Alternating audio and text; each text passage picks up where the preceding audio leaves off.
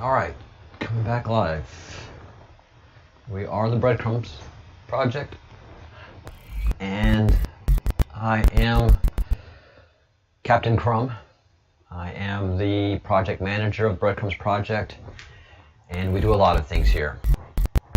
And right now we're doing a deep dive into a very powerful piece of communication, a very powerful map, something that was created over a long time. I would like to believe, or folks would have us like to believe, that one brilliant young man was able to create this, but there is no way. There's too much in here, and a lot of the information is sensitive, and some of it has been kept as top secret information, and as both this Q web and the Great Awakening map both say that the information that they have is declassified information. Half of this stuff you can't find. 3/4 of this stuff you can't find on the web. And if you can, you can't get the deep dive correlations that this is made. So I very firmly believe that this was put together by the Q and released by the Q. That's why it's called the Q web. So I appreciate the young man that is the front for this project, and the good brave work that he does. He is putting his life on the line, and he's putting great risk, and he is a great patriot. So hats off to him. I'm not using his name right now because I don't want to have that associated and be picked up by it, but everybody knows who I'm talking about. All right, so yesterday we left off with the Templars being established and their purge and reformations. Okay, so the purge that happens doesn't take out all the evils. The evils are able to reform themselves. There's a lot of money and a lot of power that has been handed down generation after generation after generation. Q Drops has made that very clear. Follow the bloodlines. You follow the bloodlines, you find a lot of power, you find a lot of corruption, you find a lot of degeneracy. Generation after generation after generation. So every time society tries to stamp it out, it really doesn't. It just reforms itself in places that you just don't expect it. That society doesn't expect it. And so the Templars never really disappeared. They reformed under another secret organization called the Masonic Lodge, the Masonic Order. Most Masons are great Masons, good family community people. Then there's a bureaucracy that's created. And in that bureaucracy are where the tentacles of evil come in and touch the tentacles of good. And since it's powerful, it controls, and it makes these people dance.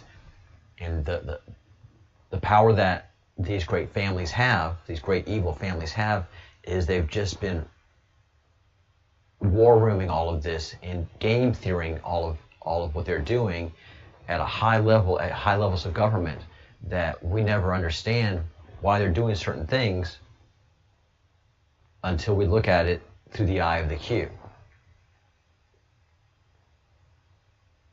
So one of the things that has come up through drops of the Q is, well, who is Hitler?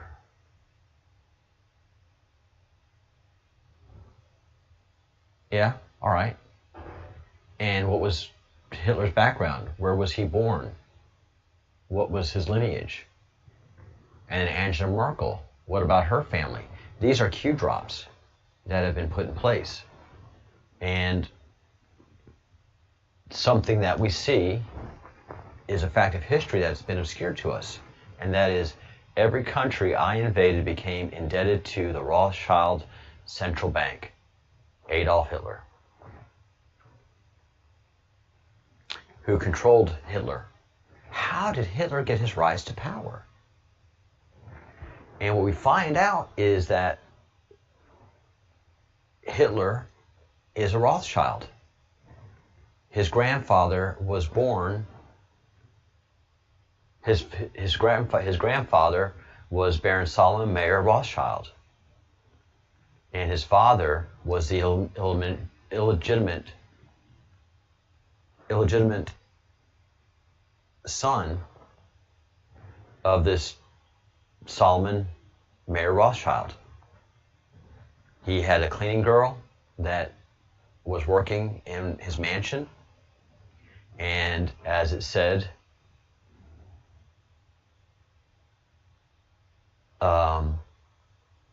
Solomon Mayer was living alone at the Vienna mansion where Hitler's grandmother worked. Is the obvious, most prime candidate for being Hitler's great-grandfather. And Hermann von Gottschalk, the son of Solomon Mayer's senior clerk, wrote a book published in 1917 that said Solomon, by the 1840s, had developed a somewhat reckless enthusiasm for young girls. He had a lecherous passion for, and not just a normal passion, but lecherous, for very young girls. He was a pedophile. His adventures with whom had to be hushed up by the police. So how freaky and sick this person got is exemplary of the Rothschilds. And they do not mind having illegitimate children. Illegitimate children are not a problem with the Rothschilds, because that's how they develop control on other sides. That's how they were able to develop a Hitler. So they understood, because of the genetic nature of pedophiles, they knew that they infected these offspring with their pedophilic and warped DNA, because there's a lot of oddities to Hitler, and there's a lot of hushed talk about his sexual activities. And he was never married up until he chose to commit suicide. Yeah, there was the whole Hitler thing, upon study, is very strange. And then if you put it with how the Rothschilds do business, by controlling both sides of every argument, both sides of every war, and every war ends up having countries indebted to the Rothschild central bank, because the Rothschilds, yeah, I'll finance your war. You need to borrow money? We got plenty for it. Let's go. And off they go. And they did to both sides, and that's just how they become so rich and powerful.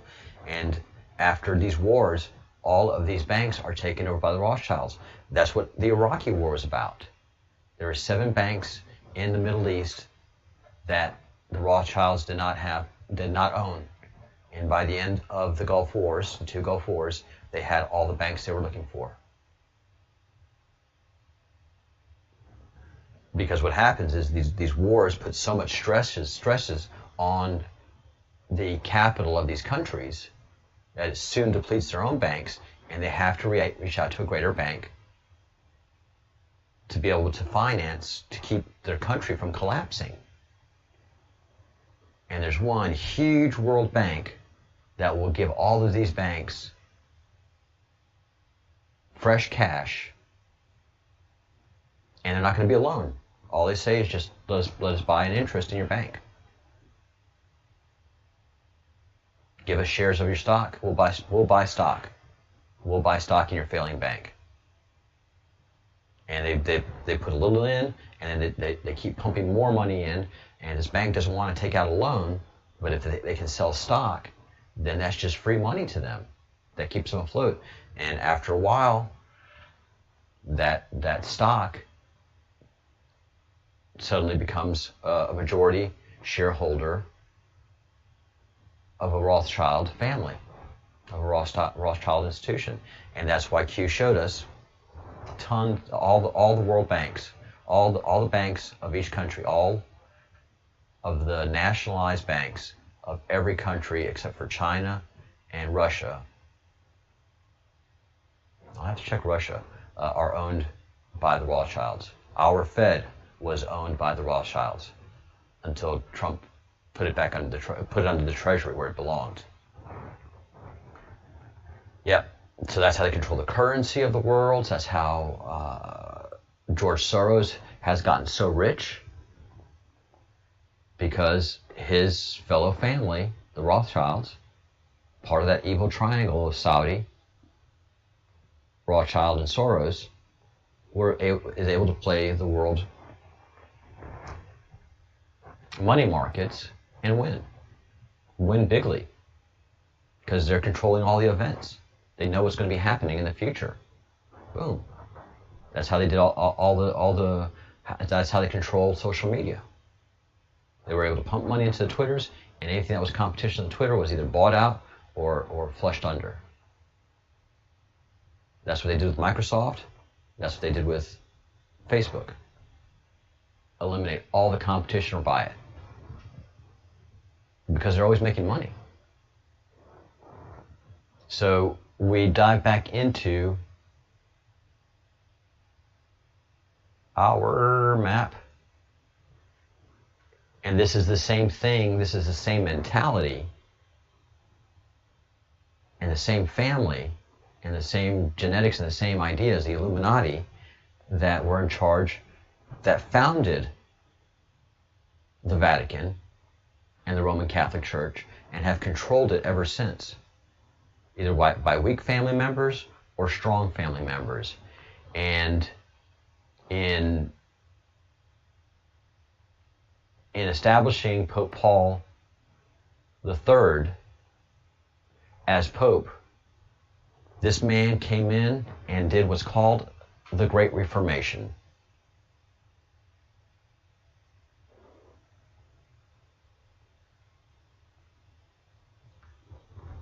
The fourth Pope during the Reformation, there was a strong Protestant movement that established itself. How did this Protestant movement establish itself?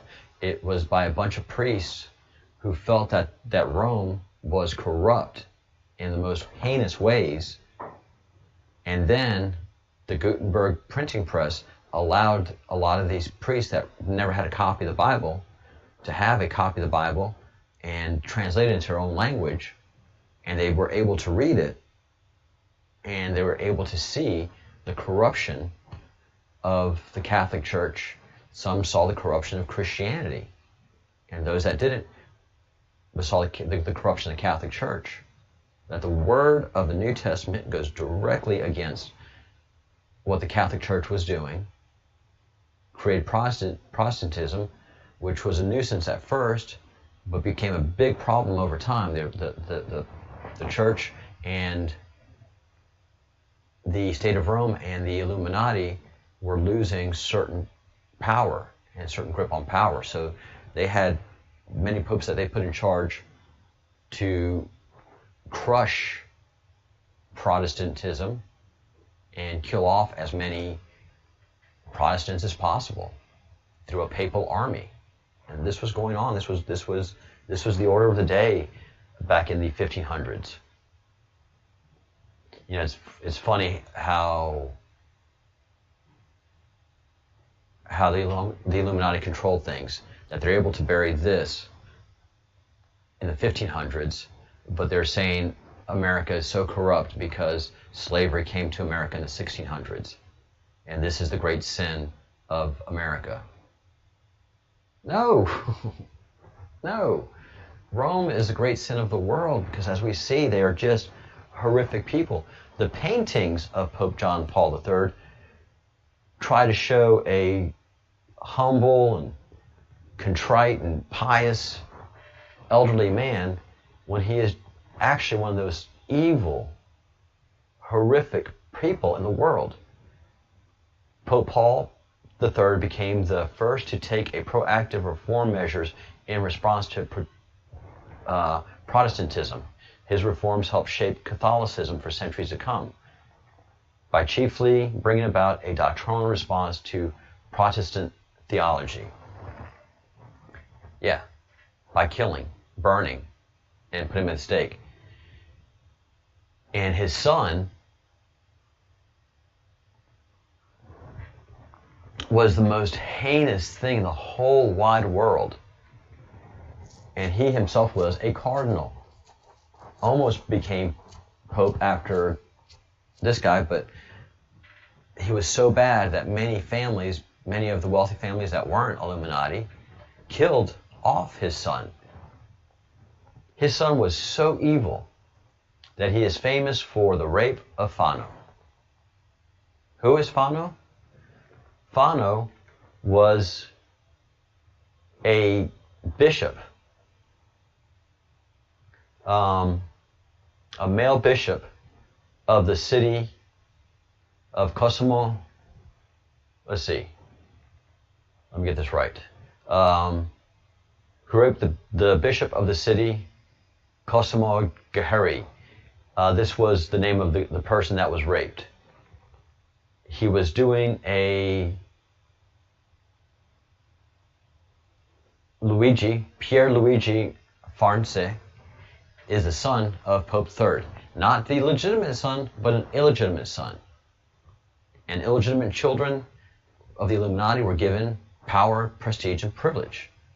There was nobody that could say anything against it. Everybody was powerless against these Illuminati families, as they are now. That's why we've had to accept a Hillary Clinton,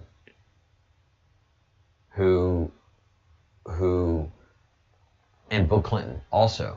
Bill Clinton, who is a rapist, a serial rapist, and Hillary Clinton, who is a Marxist.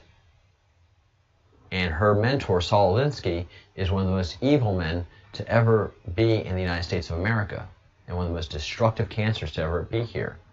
And that was her mentor.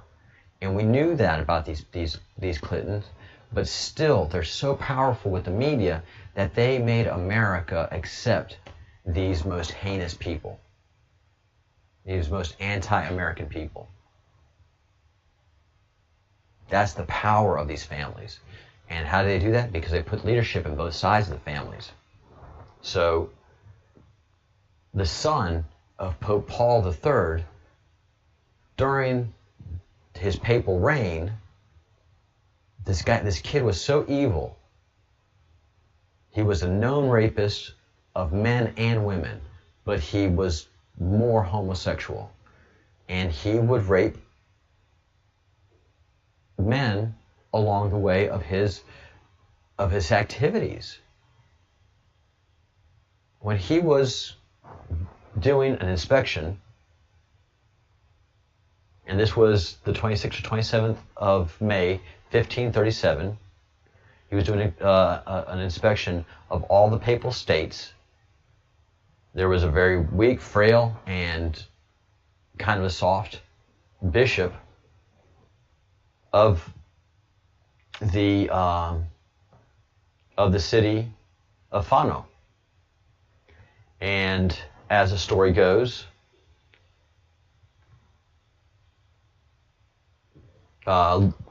this evil Pierre Luigi met the bishop, and the next day, having planned what he intended to do, Pierre Luigi, and this is written in the 1600s by someone who knew of the occurrences. Pierre Luigi, as if he wanted to reconcile with people of Fano, to call the first governor, then the bishop. The governor left the room as soon as he saw the bishop. And Pierre Luigi began palpitating and winking at the bishop, wanting to do the most dishonest acts one could do with females to the male bishop of Fano. Because the bishop, who was of little and very weak complexion, defended himself vigorously, not only from him, who, being full of syphilis, almost couldn't stand up, So Pierluigi was full of syphilis. But his other accomplices that were there too, who were bidding to keep him still, had tied him up and kept their naked daggers to his throat, continually threatening him if he moved to slaughter him. But they also struck him with the tips and the knobs. That signs remained there. So they let him know, they left him reminders with bruising and cuts that they were there and he was raped and sodomized thoroughly. And this is by Benito Vecchi, The Story of Florentina, Book 16. Cosimo Guerchi died in that year on September 24th, supposedly of the pain due to the shock. He was so thoroughly raped that he was in physical shock that he died of that. I mean, so this lets you know how evil the Pope's son is. And he knew all about these stories. And he kept asking his son, please do not rape people when you are on official papal business. Please. And that's the most he did. Because he didn't care. He wanted this was part of the intimidation that these people put. So he had his son, but he didn't have a big enough army to do the damage to the Protestants that he needed to do. So this is when he brought in the Jesuits. And so he acted as the white pope, the good guy. The black pope were the Jesuits, and the superior Jesuit general was the black pope. He was basically a co-pope with Pope John Paul, or whoever was going to be the pope then. So that he had a militant faction. And that's what the Jesuits have been, a militant order that does the silent bidding of the Vatican. And for many, many, many hundreds of years, there's been many dark stories of Jesuits and their doings, kidnapping and child trafficking, human trafficking. There's a story here in Spain. Let me see if I can bring it up. Today, there's a story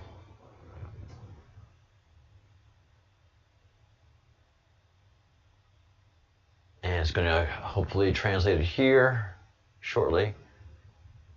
Silberto Nieto,